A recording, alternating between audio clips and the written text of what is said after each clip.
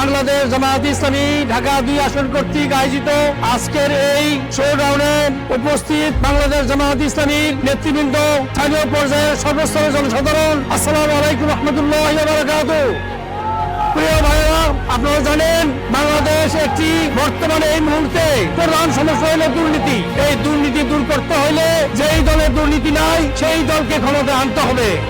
বাংলাদেশ জামায়াত ইসলামী সম্পূর্ণ গণতান্ত্রিক পথায় তাদের নেতা নির্বাচিত করে এবং এই দলে কোনো দুর্নীতিও নাই। শুধু তাই নয়, বাংলাদেশ জামায়াত ইসলামী কোনো চাঁদাবাজ নাই, কোনো সন্ত্রাসবাদ নাই, কোনো হুকুম দখলকারী নাই। এই জন্য এই দলের পক্ষে এই সমস্ত সমস্যা দূর করা সম্ভব। প্রিয় ভাইয়েরা, বাংলা এই ঢাকা ২ আসন, ঢাকার ২ আসন কেরানীগঞ্জ এবং খাবারের কিছু অংশ নিয়ে গঠিত যে অংশটি, সেটা ঢাকার খুব কাছে, অনেকটা বাড়তি নিচ্ছে অন্ধকার।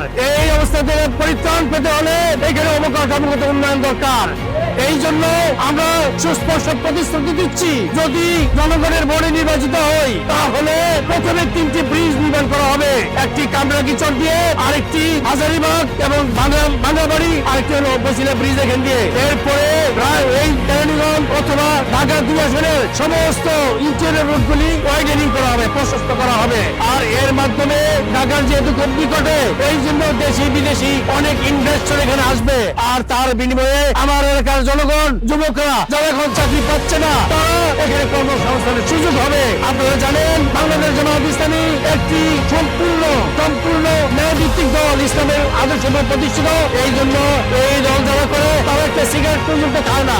এই কারণে এই দলের পক্ষেই এই দেশ থেকে মাদক মুক্ত করা সম্ভব। আমরা প্রতিশ্রুতি দিচ্ছি, বাংলাদেশ জামায়াত ইসলামীকে যদি আপনারা ক্ষমতা নিয়ে আসেন তাহলে এই দেশকে সম্পূর্ণভাবে তামাক মুক্ত করা হবে, মাদক মুক্ত করা হবে। আপনাদের সকলকে ধন্যবাদ। আসসালামু আলাইকুম রহমতুল্লাহি ওয়া বারাকাতুহু।